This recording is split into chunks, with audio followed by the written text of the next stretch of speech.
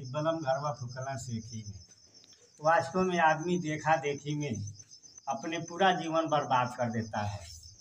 जो हमें भक्ति भजन करने का अवसर ये मानो चोला मिला, बड़े भाग से मिला, बहुत दुर्लभ है। इसे हमारे सभी ग्रंथों ने कहा, चाहे रामचरितमानस हो, वेद पुराण या सदगुरु कबीर साहब, बड़े भाग मानुष तन पावा, सुर दुर्लभ संत ग्रंथ ही गावा। कबीर साहब कहते हैं, मानुष तन दुर्लभ रे प्राणी बहु न दूजी बार, अब पक्का फल जो गिर गया तो बहु न लागत दार। ये इतनी दुर्लभ चीज़ है, बड़ी भाग से मिला। लेकिन हम सेखी में, मनमानी में, घमंड में, अहंकार में हम विचार नहीं किए कितना अनमोल जीवन को और किस तरह हम बर्बाद कर रहे हैं। बलम घरवा फुकना सेखी में, तब बांगर बेच दीवार खरीद रहे हैं। रामचंद्र साहब बताए, बांगर बेच, बांगर तो हो गया जो डाढ़े हैं, अच्छी ज़मीन है, समथल ज़मीन है, जो उपजाऊ है उसे बांगर कहते हैं। लेकिन दीवार कहते हैं उसको जो दो नदी के बीच में होता है। अब वहाँ उपजना तो दूर की बात ही है, वो जो बालू का टिल्हा है वो इस साल है, अगले साल वो रहेगा कि नहीं रहेगा इसका कोई ठिकाना नहीं रहता। दोनों नदी के बीच में होने के नाते वो दूसरे साल पता चलता है कि वो टिल्हा ख़त्म हो गया, वो सीधे नदी में चल गए, वहाँ से काट कर नदी दूसरे तरफ बांध दिया। तो इसका उदाहरण इसीलिए दिया जाता है कि बलम घरवा फुकना सेखी में, बांगर बेच दीवार खरीदना, घरवा उठवना बलुआ रेती में। तो इसका ठिकाना नहीं है। अब हम बांगर बेचते क्या हैं कि अपने अनमोल जो जीवन मिला है इसको हम काम क्रोध मद लोभ अहंकार में, दुनिया को देखा देखी में और उसी में हम भूल कर इसको बेच देते हैं। एक संत ने कहा कि पंथ विग्रंथ है झूठी इनकर यास, आ कहें कबीर कब तक रही छप्पर ऊपर घास। कहते हैं कि कुछ रास्ता इतना विग्रंथ है कि जिसको क्या कहा जाए। आप लोग देखते ही है तरह तरह के कितनी राजनीति चलती है, कितना राजनीति होता है। जो बताया जाता है कि विदेशों से फंड मिलता है उस धर्म को चलाने के लिए, क्योंकि उसमें सिद्धांत होता है कि जब हमारे अनुयायी बढ़ जाएंगे तो हम धीरे धीरे चुनाव जीतेंगे और भारत ऐसे देश पर कब्जा करेंगे, और इसमें आकर तमाम लोग इधर से उधर हो जाते हैं। तो हमें विचार ये करना कि वास्तव में जो मानव जीवन मिला है उसको हम संभाल के रखें। चंद्रिका जी एक बात रखे, अपने बातों में कहे कि जियते में आदमी माँ दादा का सेवा नहीं करता है, लेकिन जब माता पिता मर जाते हैं तो जाकर पीपल को पानी देते हैं। बड़ी दुर्भाग्य की बात है। आज भी समाज में देखा जाता है कि बहुत लोग हैं जो माता पिता को देवी देवता की तरह पूजते हैं, और हमें कहते भी है कि किसी माई दादा की पूजा धन से, अमीरी से नहीं कि 20 बीघा है, 10 बीघा है, माता पिता ने बहुत उन्नत जीवन में किया तो उनको बहुत अच्छा सेवा होगा। धन से किसी की सेवा नहीं होती है। सेवा वास्तव में हृदय से होता है, प्रेम से होता है। लेकिन आज भी बहुत माता पिता बेटा है जो माता पिता को खूब सेवा करते हैं, जैसे शिवलाल भाई थे, इन्होंने खूब सेवा किया, और भी है सजगदास, तमाम लोग हैं। लेकिन आज भी बहुत लोग हैं जो नहीं करते हैं, माता पिता को अनादर कर देते हैं। और हमारा इतिहास भी बताता है कि बहुत लोग माता पिता का इतना कदर किए, इतना सम्मान किए कि उनका नाम वास्तव में अमर हो गया। और कहा भी जाता है कि जो माता पिता का नहीं होगा वो किसी को नहीं होगा। भरत जी जब अपने ननिहाल से लौटते हैं तो माता कैकेयी से कहते हैं कि माता तूने तो गजब कर दिया, तूने एक बार इस बात को विचार नहीं किया कि जिस राम में मेरा प्राण बचता है तुम उसी राम को वनवास दे दिया, और तुझे मालूम नहीं कि मैं राम के बिना जी नहीं सकता हूँ। तू तुच्छ धन के लिए, थोड़े सा धन के लिए, इसके लिए तूने इतना बड़ा आग लगा दिया इस अयोध्या में। एक बार मुझसे पूछ तो लिया होता कि मैं इस धन को चाहता हूँ कि नहीं चाहता हूँ, लेकिन तूने बर्बाद का कितना जड़ कर दिया। तूने ये सोचा कि मेरा भर्त खुश होगा, मेरा भर्त बहुत आनंद होगा इस धन को पाकर, लेकिन हे माँ तूने तो वही काम किया जो कहा जाता है कि मीन जियावन बारी उड़ीचा। विचार कीजिए कि गोस्वामी जी कितना, आजकल तो गोस्वामी जी के चौपाइयों पर सवाल होता है। बहुत लोग है कहते हैं कि ये राम तो काल्पनिक है, लेकिन विचार कीजिए जिस राम से हमें इतना बड़ा सीख मिलता है। कहते हैं कि मीन जियावन बारी उड़ीचा, आ जोड़ काट पल्लो जसीचा। भरत जी कहते हैं कि हे माता तूने तो वो काम कर दिया जैसे कोई आदमी मछली को जिराने के लिए मछली जिस पानी में है उस पानी को उदह दिया, और फिर भी आशा करता है कि मैं ये मछली बचेगी। तुमने जड़ को काट दिया और पल्लों में पानी दिया, अब बताओ जब जड़ कट गया तो पल्लो कैसे हरा रहेगा। वो काम तू किया, वास्तव में आज भी वही काम दिख रहा है। ये आदमी जिससे पैदा हुआ, जिसने आपको घर खेत सम्मान दिया, नाम दिया, पुत्र कितना भी नालायक हो, माता पिता को रोज़ पीटता हो, मारता हो, लेकिन जब पुलिस उसको थाने में ले जाएगी तो पहले उसके बाप का ही नाम पूछेगी कि बताओ तेरे बाप का नाम क्या है, और वहाँ बाप का ही नाम लिखाएगा। लेकिन उस बाप को इन सभी बातों को देखकर मन में कितना कष्ट होता है। कबीर साहब लिखते हैं कि आज भारत में छौले व काली घटा, मात पिता गुरु के कहना न माने, मेहरी के किस्मत में दिन भर डटा, आज भारत में छाई रही काली घटा। कहते हैं कि आज भारत में काली घटा छाई है। आदमी माता पिता को बात को नहीं मानता है, लेकिन मेहरी की एक बात अपने दिमाग में रखा रहता है। माता पिता से औरत के कहने पर टकरार करता है, झगड़ा करता है। सुमिरन साहब कहते हैं कि ऐसो जन्मे बिता दियला सोई सोई के, मात पिता गुरु के कहना न मनला, मेहरी के गोर पियला धोई धोई के, ऐसो जन्मे गंवा दियला सोई सोई के।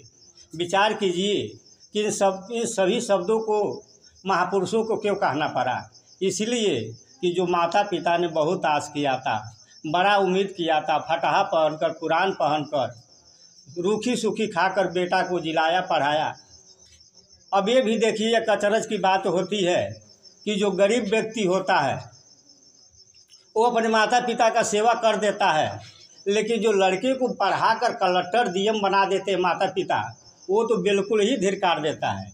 चंद्रिका जी भजन भी गाते हैं, राम शरण साहिब भी कहते हैं कि कलेक्टर बेटा सभी तो एक तरह होते नहीं, लेकिन कुछ लोग कलेक्टर बेटा अपने बाप को बाप कहने में शर्म खा जाता है। लोग पूछते हैं कि ये कौन है तो कहता है कि नौकर है। विचार कीजिए ऐसा संस्कार भारत में आ गया। तो हमें इन बातों से सीख लेना चाहिए। वास्तव में इस दुनिया को देखकर दुख होता है। रावण दुष्ट था, विश्वेश्वरा ऋषि एक महान संत थे। उन्होंने अपने पुत्र का बहुत मान सम्मान किया, राजपाट सब दिया, लेकिन उसी रावण के अत्याचार से विश्वेश्वरा ऋषि लंका को छोड़कर चले जाते हैं। कितना तकलीफ हुआ होगा कि जब एक बाप अपने बेटा से परेशान होकर और उस राज और राजधानी को छोड़कर जाता है। आज विचार कीजिए अगर हम बेटा के अत्याचार से अपने घर को जाए तो घर छोड़कर जाए तो हमारे ऊपर कितना कष्ट बीतेगा। इस बात को हम महसूस कर सकते हैं, लेकिन बेटा थोड़ा भी महसूस नहीं करता है। हमें याद आती है कि वाल्मीकि रामायण और रामचरितमानस दोनों ग्रंथों में लिखा गया है कि जब विश्वामित्र जी आते हैं राम को मांगने और दशरथ जी से कहते हैं कि हे राजन, वहाँ पर जो राक्षसगण हैं, मारीच और सुबाहु, ये दोनों परेशान किए हैं। हम लोग को यज्ञ करना बहुत कठिन हो गया है, हम लोग परेशान हैं, हम लोग साधना नहीं कर पाते हैं। एक काम कीजिए, आप राम लक्ष्मण को दे दीजिए और वो राक्षसों से लड़ेंगे, हम लोग यज्ञ कर लेंगे। अब सोचिए दशरथ जी राम के प्रेम में इतना है कि कहते हैं कि हे मुनि जी, आप तो मेरे प्राण मांग लेते तो अच्छा होता। आपने इन राम को लक्ष्मण को मांगे जो बेचारे अभी बच्चा हैं, इनकी कच्ची उम्र है, ये लोग कैसे जाएंगे, कैसे उन राक्षसों से लड़ेंगे। जो राक्षस कठोर हैं, उन लोगों की तमाम कला है लड़ने के लिए, उनके सामने मैं राम लक्ष्मण को कैसे भेज दूं। कहते हैं कि अगर कहो तो मैं अपनी सेना भेजकर वहाँ पर तम्बू तनवा देता हूँ, वहाँ पर जाएंगे, आपके रक्षा करेंगे। अगर इन लोगों को भी मान के नहीं होगा तो मैं खुद चलूँगा, लेकिन आप राम लक्ष्मण को मत मांगिए। सोचिए एक बाप के अंदर में कितना है कि अपने बेटा के लिए अपने जाना चाहता है, लेकिन बाप को नहीं भेजता है। लेकिन आज बेटा अगर इस बात को नहीं समझता तो कितनी दुर्भाग्य है। दशरथ जी जो कहे थे वो वास्तव में कर कर दिखा दिए। बाप के अंदर ऐसा होता है बेटा के प्रति कि वो बेटा के लिए जान भी दे देता है, लेकिन तकलीफ तभी होता है जब बेटा एक दिन बाप के मुंह पर ही कहता है कि हमारी औरत तुम्हें अनेरा नहीं बोले होगी, तुम्हारा भी कुछ गलती होगा, तुम ऐसा कहे होंगे तभी हमारी औरत ऐसी कही होगी। अब सोचिए बाप से ज़्यादा विश्वास को अपने औरत पर हो गया। दशरथ जी जब मूर्छित पड़े हैं और राम लक्ष्मण सीता तीनों सफ़ेद वस्त्र पहनकर मुनि का भेष बनाकर जब तीनों लोग निकलते हैं और दशरथ जी से आज्ञा मांगने जाते हैं, जब दशरथ जी देखते हैं तीनों लोगों को सादा भेष में, मुनि भेष में आभूषण पहने हुए। तो दशरथ जी देखकर वहाँ पर बेहोश हो जाते हैं, और जब होश आता है सुमंत समझाते हैं कि आप तो महान राजा हैं, विद्वान हैं, आप इतना नादान कैसे बन गए, क्यों इतना बार बार मूर्छित हो रहे हैं। तो बहुत मार्मिक बात दशरथ जी कहते हैं कि सहन कोई कैसे करे। कहते हैं कि पुत्र पिता के सामने धरा जोगिया भेष, आ सहन कोई कैसे करे इतना गहरा ठेस। कहते हैं कि जब पिता के सामने पुत्र इस तरह वनवास में जाता है, हमारे कुल की ये रीति है कि 60 वर्ष के बाद पिता अपने पुत्र को राज देकर वनवास जाता है तपस्या करने के लिए। आज हमारे 12-13 वर्ष के पुत्र ये लोग वनवास जा रहे हैं, तो भला मुझसे कैसे सहन होगा। और उसी मोह में, उसी समझिए उनके याद में वो अपना शरीर त्याग देते हैं। तो वास्तव में बाप के अंदर इतनी करुणा होती है। याद आती है वो चौपाई जब वरदान मांग लेती है कैकही, तो दशरथ जी जो देवासुर संग्राम में लड़ने वाले हैं, जिधर चलते थे उधर खरिहान हो जाता था, रास्तों में भगेल मच जाती थी।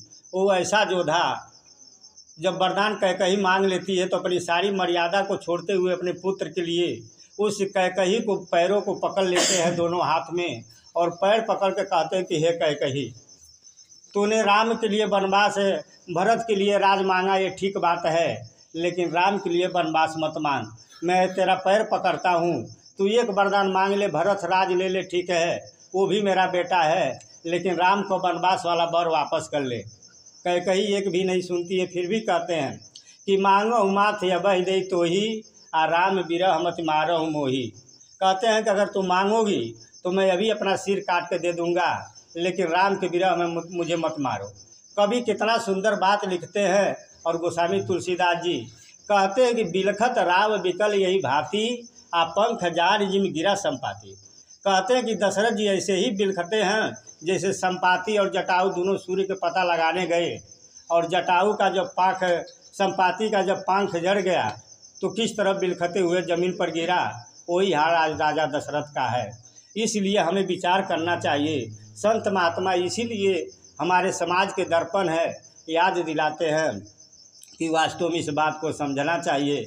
नहीं, भोला भारती बहुत सुंदर बात लिखते हैं कि लइका करम में हरि के सेवा, लइका करम में हरि के सेवा, दादा मरे सेवाने में, आ केहू से केहू कम नहीं थे बाबू ई नया जमाने में, केहू से केहू कम नहीं थे बाबू ई नया जमाने में। लेकिन वास्तव में अच्छे पुत्र को बनने के लिए माता पिता को भी अच्छा बनना पड़ता है। हमारा बेटा किस संगत में घूमता है, कहाँ घूमता है, इस बात को ध्यान देना चाहिए। लेकिन जब माता पिता शुद्ध नहीं रहेंगे, शाकाहारी नहीं रहेंगे, विचरवान नहीं रहेंगे, तो वास्तव में बेटा पर क्या ध्यान दे पाएंगे। कहा गया कि बाप बेटा संगे पियत आना दारू, आ गुटका पुकार अब खाली मेहरारू। जमाना कितना बदल रहा है कि बाप बेटा संग में पियत आना दारू, गुटका पुकार अब खाली मेहरारू। अब बेशर्मी में बिगड़ता शरीफो घराना, आइए बाबू ई कौन आ गया जमाना, ये भैया ई कौन आ गया जमाना। तो वास्तव में विचार करना चाहिए, अन्यथा हमारी वही हाल होगी कि बलम घरवा फुकना सेठी में। एक दिन मेरा भी बुढ़ापा आएगा, हम भी लाचार होंगे, हम भी बेबस होंगे, और हमारे भी आने वाली पीढ़ी हमको ठुकराएगी, ठोकर मारेगी, और उस समय कोई किसी को पूछने वाला नहीं है। ऐसा होता है, परमार भी देखा जाता है कि अपनी पुत्र या अपनी औरत अगर आप पीछे पड़ जाती है तो आज तुम उसे कोई बचा नहीं पाता है। कबीर साहब लिखते हैं कि सांप बीच के मंत्र है जहर उतारन जाए, अब विकट नार के पाले पड़त कार्य करेजा खाए। तो वास्तव में घर में जो अगर विकट नारी है और वास्तव में विकट पुत्र है तो दोनों दुखदाई दे देते। इसलिए हम सभी को, हमारा समाज तभी सुख पाएगा जब हम खुद इस बात पर विचार करें, इस पर चले।